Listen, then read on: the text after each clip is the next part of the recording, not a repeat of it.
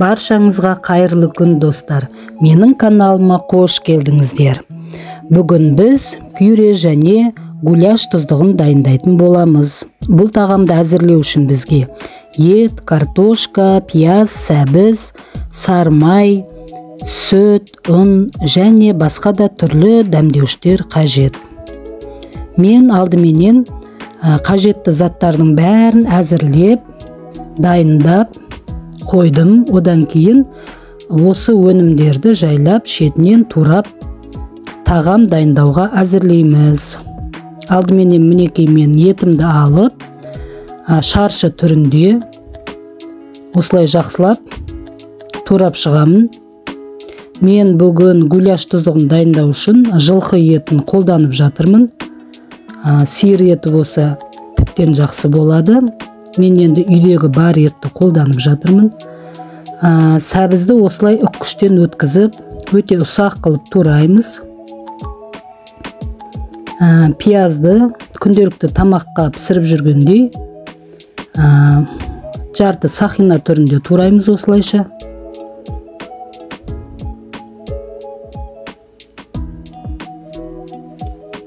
Одан кейін картошкамызды жұқа етіп турап шығамын. Бұл картошкадан алдағы уақытта біз пюре дайындайтын боламыз. Мінекей картошкаларымды бір ыдысқа салып, су құйып, отқа қойып қойдым. Одан кейін табамды да отқа қойып қойдым. Майын құйып жатырмын. Майын кішкене молдау құйдым. Етіміз жақсы қуырылу үшін.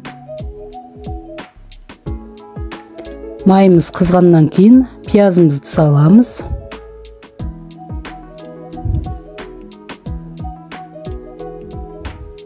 Пиязымызды жақсылап, осылай қозғап отырамыз. Пиязымыз сап-сары болып, әдемі болып қуырылғанша қуырамыз.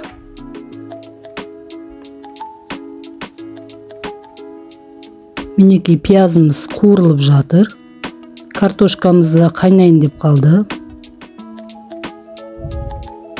Енді осы қуырылып жатқан пияздың үстіне етімізді саламыз.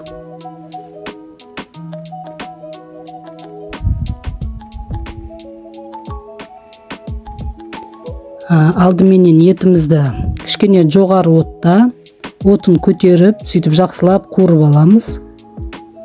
Одан кейін біраз қуырылғаннан кейін отын пәсейтіп, бетін жауып, 15-20 минутқа жай отта қайнатамыз пиязымызды, етімізді. Мінекей картошкамызда қайнап жатыр. Картошкамыз қайнағаннан кейін тұзын қосып қоямыз. Мінекей етіміз қуырылып жатыр.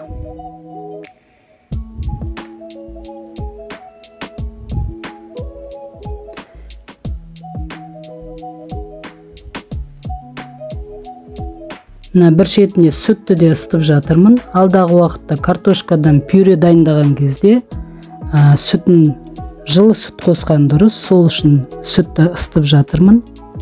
Қуырылып жатқан тұздығыма мінекей сәбізімді қостым. Бәрін жақсылап осылай араластырамыз.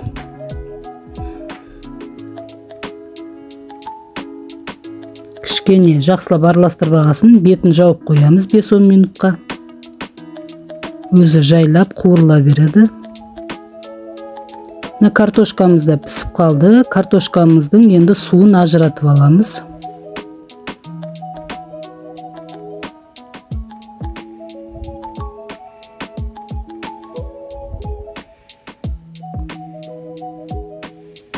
Картошкамызды ыдысқа салып, енді езгішпенен картошкамызды жақсылап езетін боламыз.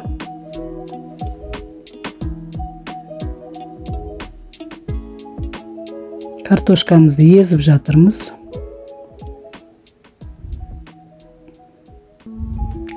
Бір тегіс болып, әдемі болып езілгенше жақсылап осылай езіп аламыз. Одан кейін картошкаға сары майымды салып жатырмын.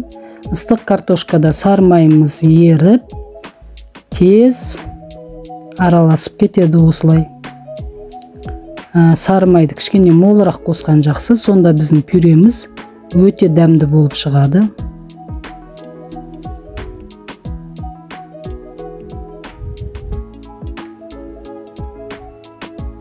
Осылайша бәрін жақсылап қосып болғаннан кейін жаңағы ыстық сүтімізді құямыз пюреге.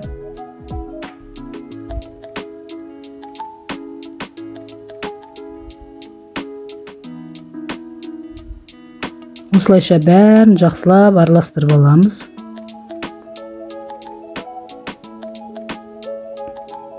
Сүтті қосқаннан кейін әдемі бір қоймалжың формаға келеді біздің пюреміз. Сосын дайын болғаннан кейін пюремізді бетін жауып бір шетке қойып қоямыз. Мінекей біздің тұздығымыз қуырылып жатыр. Енді оған қызанақ қостым. Ұсақ етіп туралған қызанағымды қостым. Негізі томат қосса жақсы болады. Онды да кішкене осылай табаға салып, кішкене сарғайтып қуырып аламыз.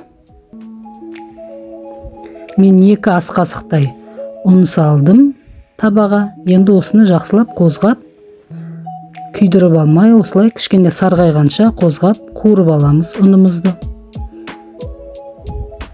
Мінекей ұнымызды қуырып қойдым. Пюреміз де дайын болды, бетін жауып қойып қоямыз. Енді дайын болайын деп қалған тұздығымызға кішкене тұзын салдым. Кішкене қара бұрыш қостым. Сөйтіп бәрін осылай жақсылап араластырып аламыз. Жаңағы қуырылған ұнымызға су құйып, қосып осылай араластырамыз. Қайнап тұрған ыстық су құю қажет. Мінекей осындай әдемі қалыпқа келді қоймалжың. Тұздыққа қосқанға дайын болды ұнымыз.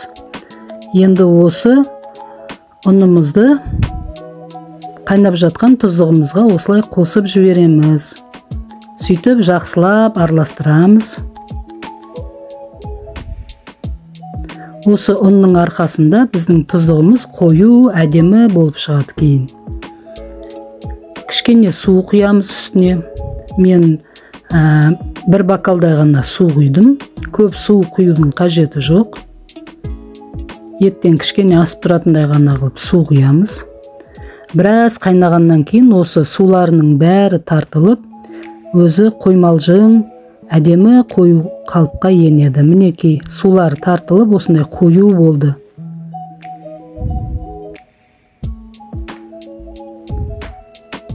Енді кішкене пісуге жақын қалған кезде 2 лавр жапырағын ішіне салып қойдым, дәмі шықсын деп. Мінекей біздің гуляш тұздығымыз дайын болды.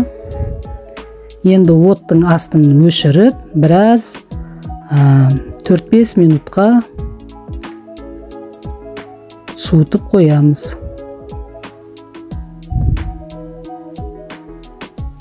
Мінекей ыдысқа пюремді әдемілеп салдым. Енді осы тарелканың бір жағына тұздығымызды саламыз. Осындай қою болу керек тұздық. Мінекей. Исі сондай әдемі, керемет, мұрынды жарып бара жатыр. Осылайша аскөкті үстіне қойып, безендіріп, дастарханға алып бара берсек болады.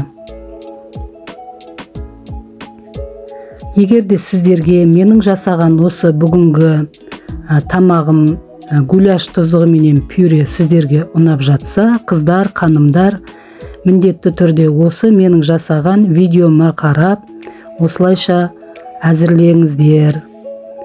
Осылайша қыздар, ханымдар, үйлеріңізде түрлі тағамдар әзірлеп, отбасы мүшелерін қуантып, ырыс берекесін арттыра беріңіздер. Егер де сіздерге менің жасаған бүгінгі видеом ұнап жатса, менің каналыма тіркеліп, лайк басып, комментарий тетігін басып, өз пікірлеріңізді, сұрақтарыңызды қалдырыңыздар. Мен сіздердің сұрақтарыңызға қуана жауап беретін боламын. Сау болыңыздар.